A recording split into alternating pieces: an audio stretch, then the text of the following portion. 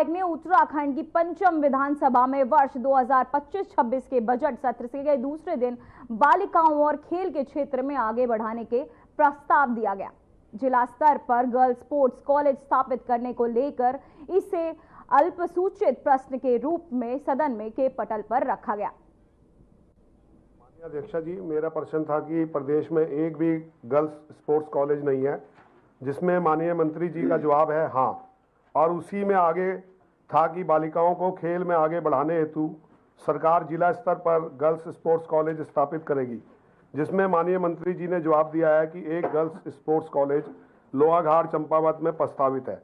तो क्या माननीय अध्यक्षा जी, माननीय मंत्री जी से पूछना चाहता हूं कि girls sports college Lohaghat Champawat की तरह अन्य पर्वतीय जिलों में भी गर्ल्स स्पोर्ट्स कॉलेज बनाए जाएंगे, जिसमें पर्वतीय क्षेत्र की बालिकाओं को भी खेलों में प्रतिभावान बनाया जा सके।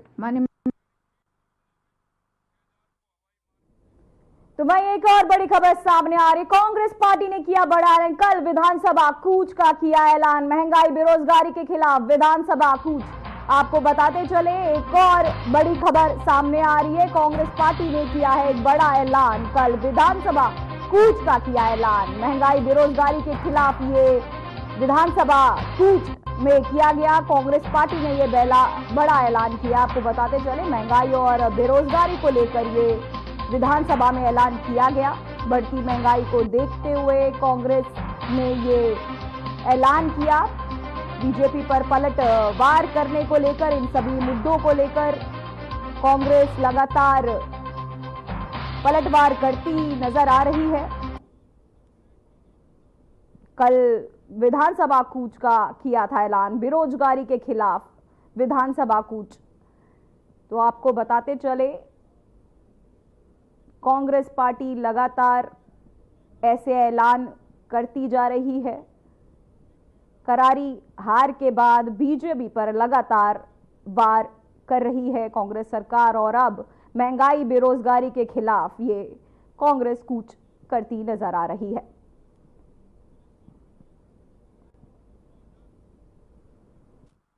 उन्हें हमारे कांग्रेस के माननीय विधायकों को सीख देने की जरूरत नहीं। अपना आचरण जमा अनुपात वार्षिक ऋण योजना उपलब्धि की समीक्षा की गई।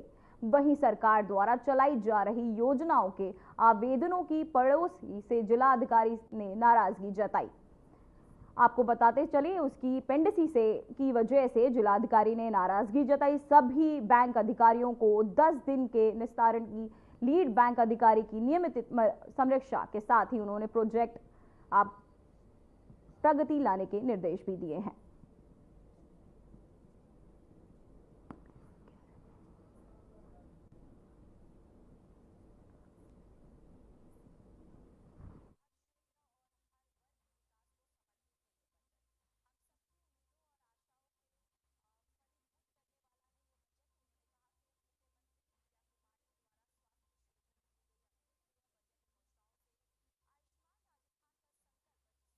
जिला स्तरीय पुनरीक्षण समिति की बैठक हुई, जहां कई मुद्दों पर बातचीत हुई। जिलाधिकारी संदीप तिवारी ने ये बैठक ली, जहां उन्होंने डीएम ने कई योजनाओं की समीक्षा ली। आपको बताते चले, वहां के डीएम ने, जिलाधिकारी संदीप तिवारी ने भी ली बैठक और कई मुद्दों पर उन्होंने चर्चा की। जिला स्तरीय पुनरीक्षण समिति की बैठक और कई मुद्दों पर चर्चा हुई। परीक्षण समिति की बैठक की गई।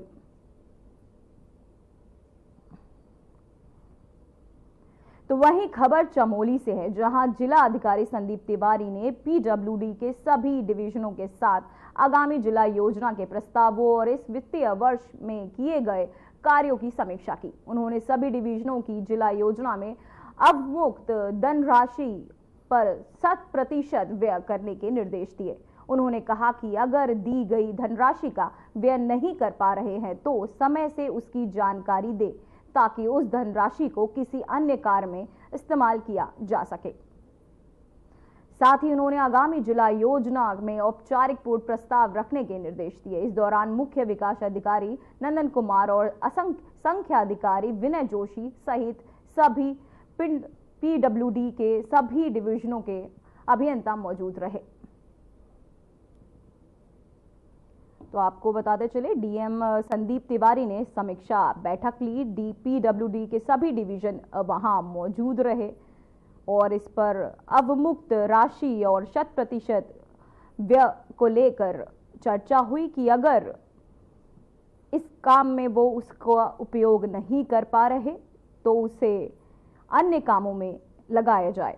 डीएम संदीप तिवारी ने ये समीक्षा बैठक ली और इस पर कई चर्चाएं की गई। तो वहीं विकास भवन सभागार गोपेश्वर में मुख्य विकास अधिकारी नंदन कुमार की अध्यक्षता में 1 दिवसीय सूचना अधिनियम 2005 पर कार्यशाला का आयोजन किया गया, जो आरएस टोलिया प्रशासनिक अकादमी नैनीताल के तत्वाधान में आयोजित हुई। कार्यशाला का उद्देश्य सूचना का अधिकार अधिनियम 2005 के प्रति अधिकारियों और कर्मचारियों में जागरूकता बढ़ाना है। मुख्य विकास अधिकारी चमोली ने लोक सूचना अधिकारियों को और विभागीय अपील अधिकारियों को निर्देश दिए। उन्होंने कहा कि वे सूचना अधिकारी अधिनियम 2005 के तहत प्राप्त आवेदनों को पारदर्शिता का समय सीमा के अंदर निपटाए। उन्होंने कहा कि इस कार्यशाला में प्रशासनिक अकादमियों और विशेषज्ञों द्वारा दी जा रही जानकारी को अधिकारी अच्छे से समझे ताकि आवेदकों को किसी प्रकार की असुविधा ना हो। तो आपको बताते चले, जागरूकता बढ़ाने के उद्देश्य से सीडीएमओ ने अधिकारियों को कई दिशा निर्देश दिए और जागरूकता बढ़ाना उद्देश्य है। लोग जागरूक हों, इसके लिए सीडीएमओ ने अधिकारियों को कई दिशा निर्देश दिए। आरटीआई अधिनियम की हुई कार्यशाला, आरटीआई अधिनियम में हुई कार्यशाला।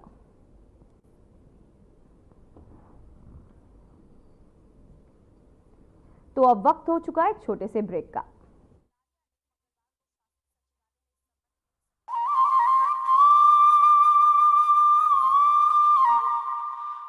आओ, गांव बुला रहा है, अपना गांव बुला रहा है।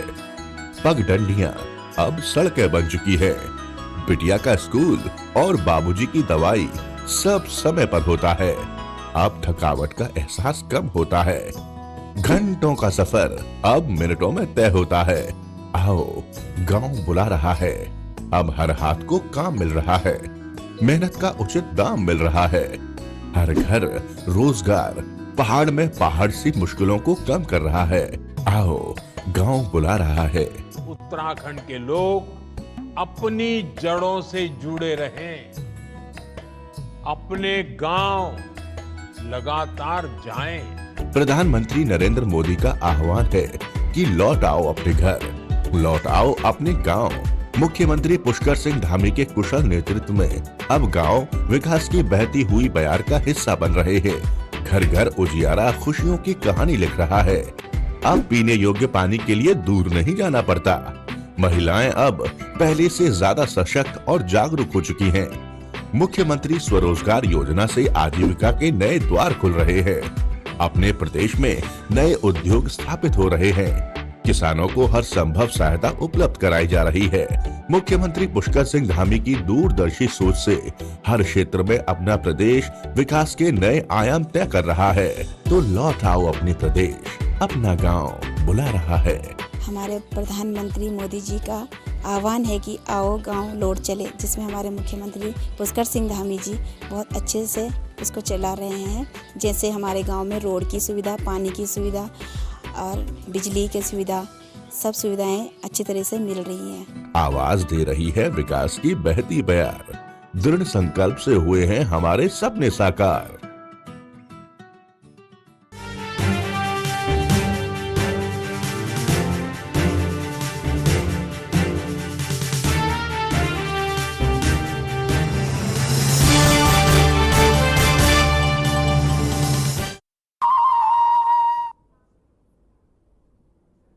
ब्रेक के बाद एक बार फिर खबरों में आपका स्वागत है। तो वहीं ऋषिकेश के निकट ढालवाला के जंगल में मृत गौवंश के अवशेष मिलने पर राष्ट्रीय हिंदू शक्ति संगठन और बजरंग दल के प्रमुख भड़क गए हैं। संगठन में मृत गौवंश के अवशेष मिलने पर कई प्रकार के सवाल खड़े किए गए हैं। मामले में राष्ट्रीय हिंदू शक्ति संगठन के प्रदेश अध्यक्ष राघव भटनागर और बजरंग दल के प्रमुख नरेश उनियाल ने जांच की मांग की। राघव भटनागर ने बताया कि ढालवाला तपोवन मार्ग में जंगल में मृत गौवंश के अवशेष मिलने की सूचना पर वह मौके पर पहुंचे। इस दौरान कुछ गुर्जर परिवार भी आसपास रहते हुए दिखाई दिए, जिन्होंने पूछताछ में गौवंश के अवशेष के बारे में कोई भी जानकारी नहीं होने की बात कही।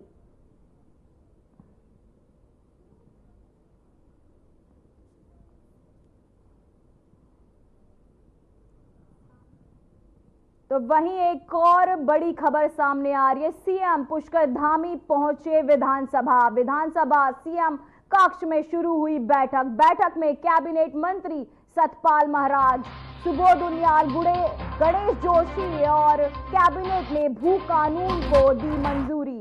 तो आपको बताते चले सीएम विधानसभा पहुंच चुके हैं, जहां सुबोध उनियाल, गणेश जोशी भी पहुंचे हैं। कैबिनेट ने भू कानून को मंजूरी दे दी। पुष्कर धामी से भी पहुंचे विधानसभा, जहां विधानसभा सीएम कक्ष में शुरू हुई है बैठक में कैबिनेट मंत्री सतपाल महाराज भी मौजूद रहे, साथ ही उनके सुबोध उनियाल, गणेश जोशी पहुंचे। आपको बताते चले कैबिनेट ने भू कानून पर मंजूरी दे दी है।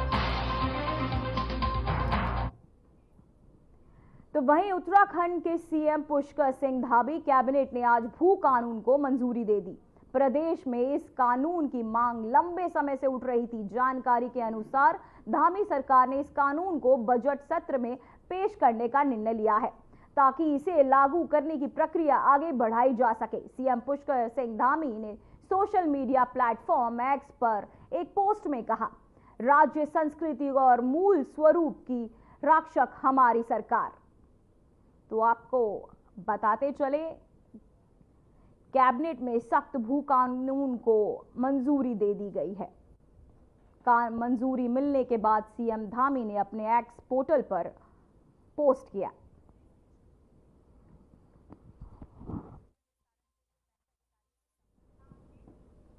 अब वक्त हो चुका है छोटे से ब्रेक का।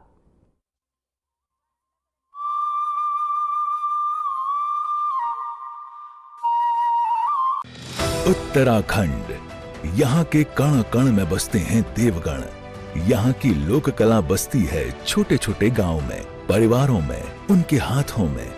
परिवार की सुख समृद्धि के लिए खास मौकों पर घर के आंगन, देहली, मंदिर व दीवारों पर उकेरे जाने वाली ऐंपण कला अब पहुँच गई है विदेशों तक, और ये सब संभव हो पाया है धामी सरकार की अनूठी पहल से। उत्तराखंड की इस कला को राष्ट्रीय व अंतर्राष्ट्रीय फलक पर पहुंचाने के लिए उत्तराखंड में ऐंपण महोत्सव की शुरुआत कर सरकार ने इस कला से जुड़े कलाकारों को प्रदान किया है एक बड़ा मंच। कभी घर आंगन तक सिमटी ऐंपण कला अब महिलाओं के लिए बन गई है रोजगार का बड़ा जरिया। हमारी लोक कला ऐंपण जो पहले सिर्फ घर की तेली और दरवाजे तक सीमित थी, लेकिन अब हमारी सरकार के प्रयासों के द्वारा अब ये बहुत सारी महिलाएं इससे जुड़ी हैं, अपना स्वरोजगार कर रही हैं। लेकिन अब स्वरोजगार का एक हिस्सा बन चुका है और बहुत सारी चीजें भी इससे बन रही हैं और लोगों के द्वारा पसंद करी जा रही हैं। तो इसके लिए हमारी सरकार का बहुत बहुत धन्यवाद है, जिन्होंने ऐंपण को बहुत आगे तक पहुंचाने में अपना भी बहुत सहयोग हमें दिया है। और मैं और मुझसे जुड़ी हुई बहुत सारी महिलाएं अपना ऐंपण पे कार्य कर रही हैं और इन्होंने स्वरोजगार का इसे एक बहुत बड़ा माध्यम बनाया है। इससे सजी paintings, jute bag, pillow cover, चाय के कप, नेम प्लेट, चाबी के छल्ले, रिंग, पूजा की थाली जैसे सामान की मांग देश के साथ साथ विदेशों में भी है। ऐंपण से सजी साड़ियां पहुंच गई हैं महानगरों तक। शादी विवाह की चौकी, लक्ष्मी चौकी, फोटो फ्रेम और लकड़ी के उत्पादों पर भी खूबसूरत आकृतियां देखते ही बनती हैं। आज उत्तराखंड के हर शहर व नगर की दीवारों को भव्यता प्रदान कर रही है ऐंपण कला। ऑनलाइन वेबसाइट के जरिए भी ऐंपण से बनी चीजों की हो रही है खूब खरीदारी। उत्तराखंड सरकार की इस कला को स्वरोजगार से जोड़ने की मुहिम ला रही है रंग। जो कहा वो किया।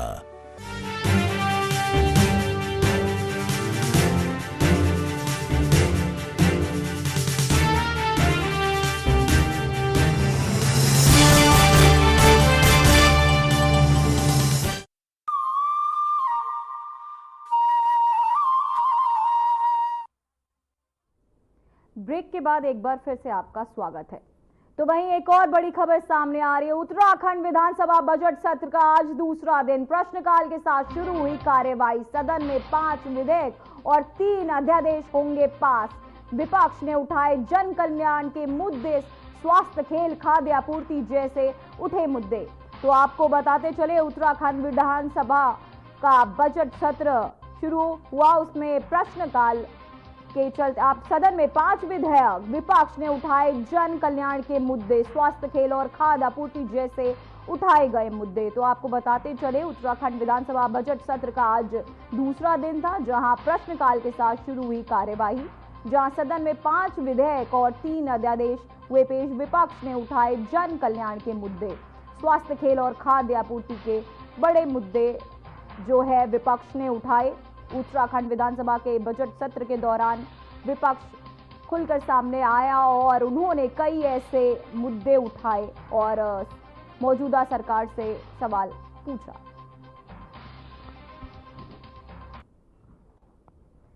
तो वहीं विधानसभा भवन पहुंचे सीडीएस अनिल चौहान।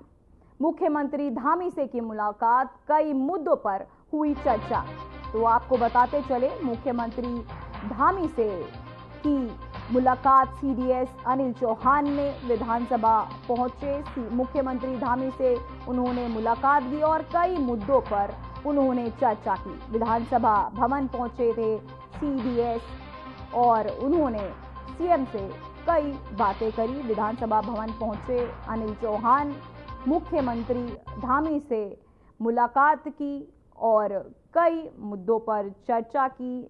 से मिले मुख्यमंत्री धामी से मुलाकात कर उन्होंने कई बड़े मुद्दों पर चर्चा की और विधानसभा भवन पहुंचे। आपको बता दें, विधानसभा भवन पहुंच सीडीएस ने मुख्यमंत्री धामी से कई मुद्दों पर चर्चा की। अभी के लिए खबरों में बस इतना ही। मुझे दीजिए इजाजत। नमस्कार।